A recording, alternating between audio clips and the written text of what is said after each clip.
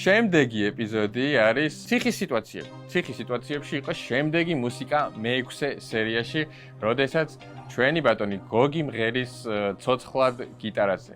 გადამიკეტეს ციხის გარები, შენს დანებებას ასელია.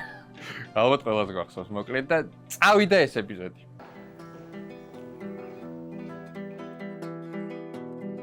დედმა მარგულა შავი სიბნელე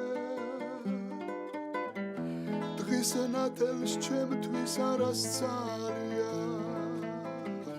ბედნიერება რომ გავიძნელე შენ არას გერჩი ჩემი ბარანია გადამიკეტეს ციხის კარები ჩემს დანებებას ასელია